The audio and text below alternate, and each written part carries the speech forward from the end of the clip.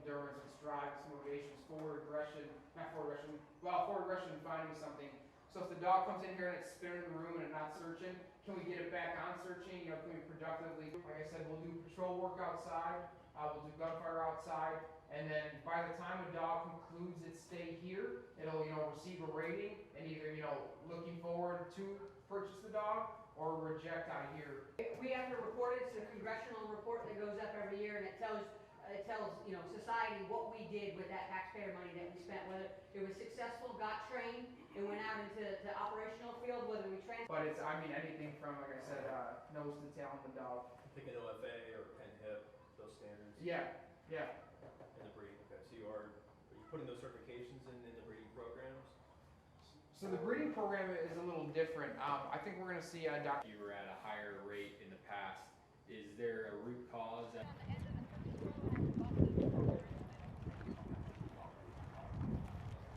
So you'll get to see both TSA and DOD are going to be in here training. You kind of get an idea of what's going on. We can follow along this back side of the road and feel free to watch the team kind of training here.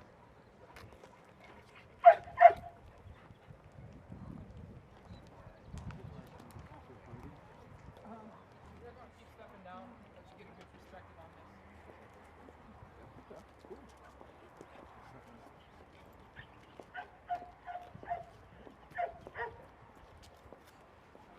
You're okay, ma'am. You can go. Good one, yeah, good hit. Good hit.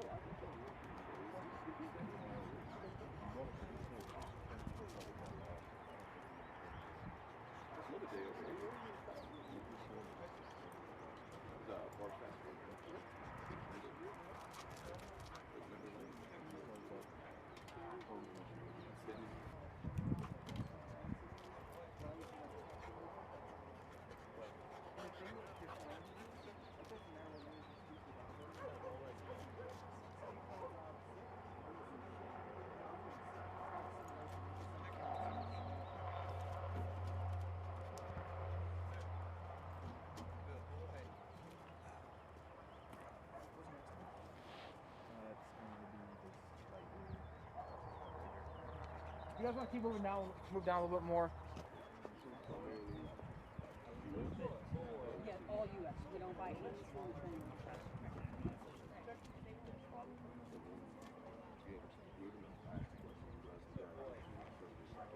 So obviously, you saw those that are dog experts. The dog is picking up the odor for whatever reason, whether the wind's usually.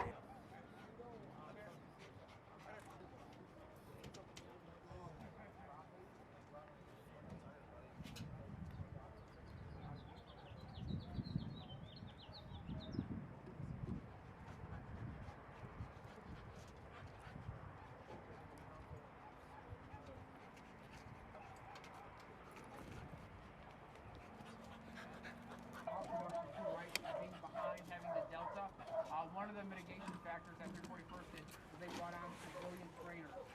So they opened up 20 positions, but obviously the qualifications are pretty stringent. So they got a lot of applicants. At the end of the day, they continue hiring, but they have 20 civilian dog trainers that are here on a temp status, maybe in a permanent status. Yeah. That was for me. I was hoping. Sorry.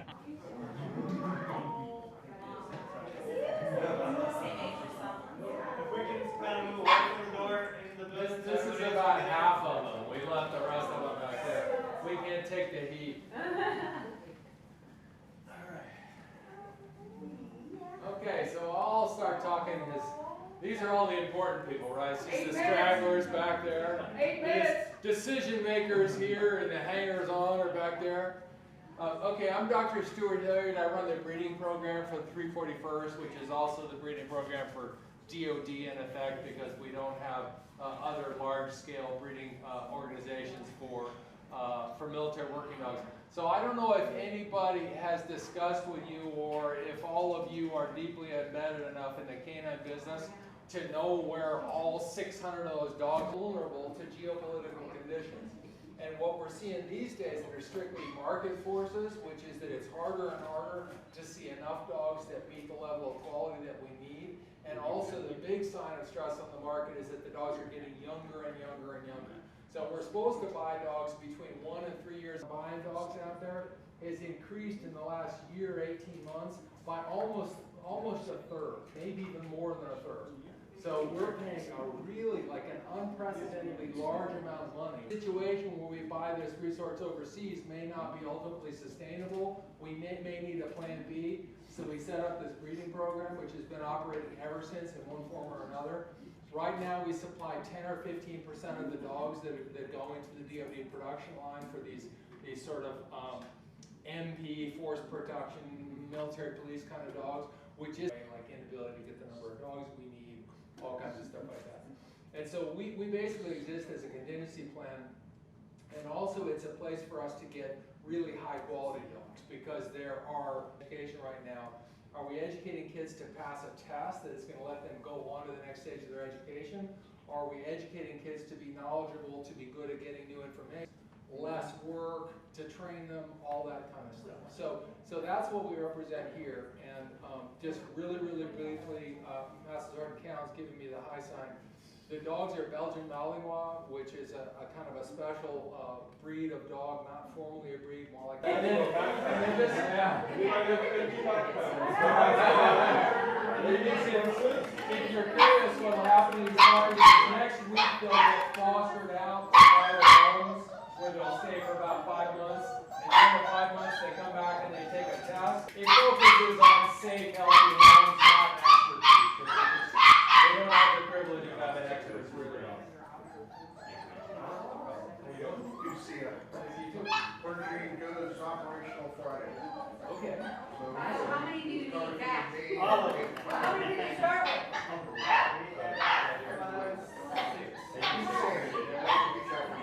Okay. I know that was a 2-hour drive within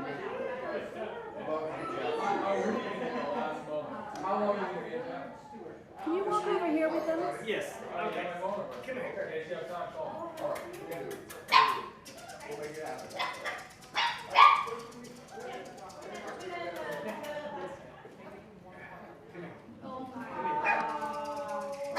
Best job ever. Put 2 of them up closer to your head. Right there. Yeah, and talk to them. They're like, oh, we're looking at That's you. not a good looking one right there. That's not a good example.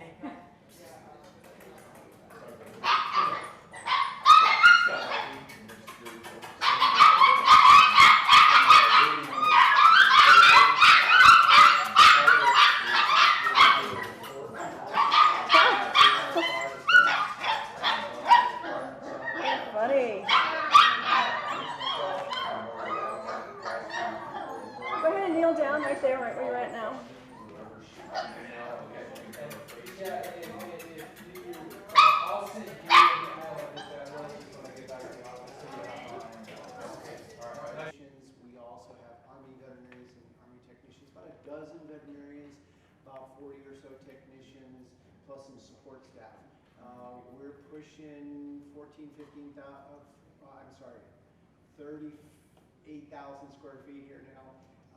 We just put in some new kennels in the back. I'm going to give you a little bit of highlights in terms of just kind of seeing. If you didn't see some puppies, I'm sorry about that. But we may be able to surprise you with one or more in the hallways here and there. If you're military working dogs, so these are things to help the health, well-being, make them run faster, jump higher. Dogs get their massages. This is also the room where we do. We have shock therapy, laser treatment. So we have 2 types of rehab that we do. We do post-surgery and pre-surgery and post-surgery. So dogs are coming here before they go through surgery and start their rehab process. Once they go through their surgery, and come over here after surgery, and they'll have a new set of exercises to do.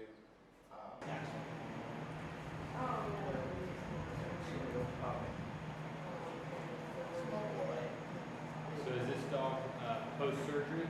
Correct. Post-surgery. And what all does that,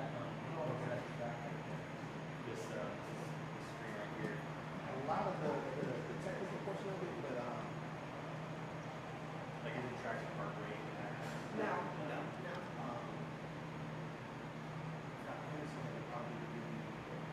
I'm just curious, kind of like some of the. Oh, it looks like a lot of stuff, But but it's really like turn just on. heart rate and speed. So heart rate, speed, temperature, which direction they're going. Okay.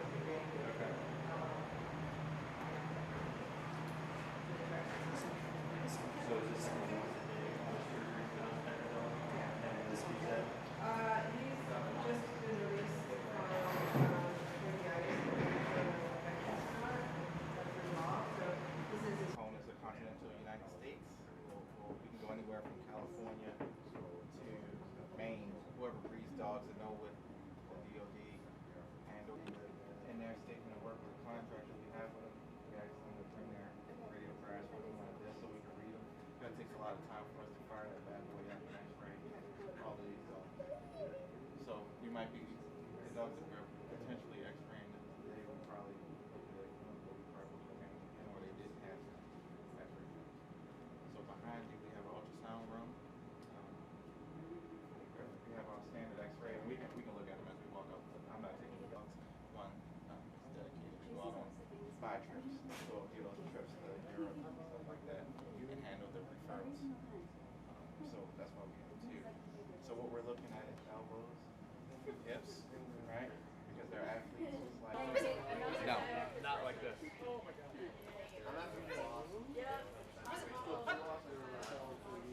looks like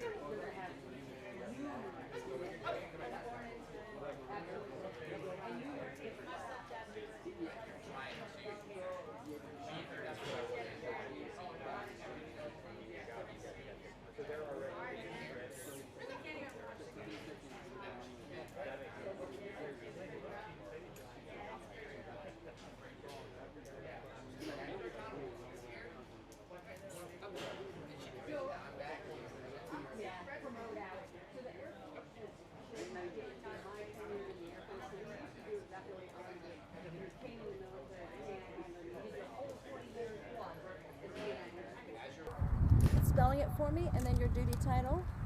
Scott Heisey, last name Hotel Echo India Sierra Echo, and I'm the Air Force Security and Protection Director of the category team. This week in San Antonio we have multi-agency effort, government-wide effort for working dogs. That's any dog with a patrol or any kind of detection mission. The primary federal agencies involved are the Department of State, Department of Homeland Security, Department of Defense, and Department of Justice. Well, we have 2 groups here this week. We have all the program managers and subject matter experts from the agencies I just mentioned. We're going to listen to them, talk about common challenges, best practices, maybe new collaboration effort opportunities. And then we have a number of acquisition and contracting folks here, business analytic personnel.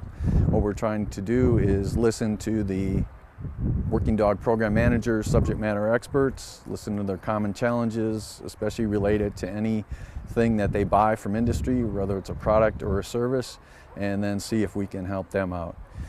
Doesn't necessarily mean it's going to wind up in a new contract vehicle. It could be a new multi-agency or government-wide contract, but we also look at our buying practices, demand management. We look at industry and academia best practices. Can we apply them to the federal government? And then it just might be a policy change. Maybe there's some conflicting policy, multi-agency. Can we do something better at the higher level in the federal government to make things easier for both agencies? It's all about opportunities. I mean, these are people that already have great programs. They're doing great things. We have the Air Force and TSA working here on Lackland, together on Lackland at Front Royal, Virginia. We already have Customs and Border Protection and the the ATF working. We want to build on the already successful efforts that they have underway. There might be some things that they have been thinking about, just haven't taken action on it yet. Again, us acquisition, contracting, business analytic folks will listen to their idea. We'll put some cost-benefit analysis and some data with it, and then see if it's a good opportunity.